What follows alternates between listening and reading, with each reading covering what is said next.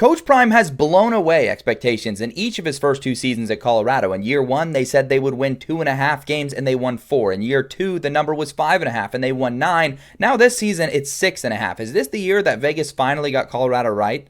Well, the number one glaring concern with the Buffaloes this season is they're going to be without Travis Hunter and Shedeur Sanders, who were not only star players, but proportionally, based on their impact to the team, might have been the two most valuable players in college football last season. Hunter with his playmaking ability as a receiver and on the defensive side of the football, and Sanders with his ability to improvise and bail out the offense, which had a dreadful offensive line.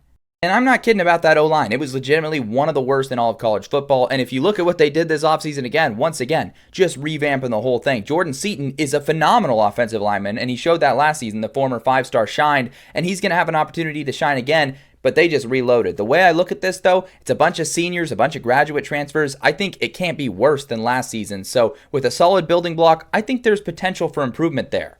I've got a lot of faith in the skill players in this team, like Dallin Hayden is a great running back, former Ohio State guy. I'm confident that Omarion and Draylon Miller will be fantastic. Omarion Miller coming off that injury. Sincere Brown is a great transfer. It's going to fall on Caden Salter, though, the Liberty transfer quarterback to distribute the football to them. And Salter was downright terrible last season. He struggled because Liberty had a lackluster offensive line, which is a little concerning considering that's one of Colorado's biggest weaknesses from last season. Maybe Julian Lewis can step up at some point for them this year, the freshman quarterback. I would expect Coach Prime to maybe do something outside of the box like that if it's not working with Salter. The most impressive part about this team last year was their improvement under Robert Livingston on the defensive side of the football. They lost some key contributors this offseason like BJ Green, obviously Travis Hunter, but they're in a spot where I think they could reasonably sustain a positive defense this year. What's really going to make or break Colorado's season is Pat Shurmur, the offensive coordinator. Can he get the best out of Caden Salter like he got the best out of Shedeur Sanders last season?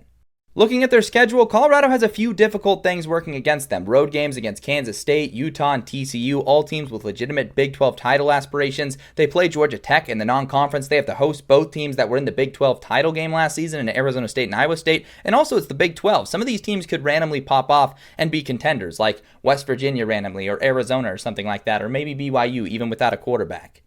All things considered, I think Coach Prime has earned the benefit of the doubt, and I think Colorado will get back to a bowl game this season. If they go beyond that, if they're in legitimate Big 12 title contention again or win like 8 games this year, despite what they lost last offseason, I mean, my goodness, Coach Prime is starting to enter his name into some pretty elite company in terms of the expectations he's been able to defy in his first couple of seasons.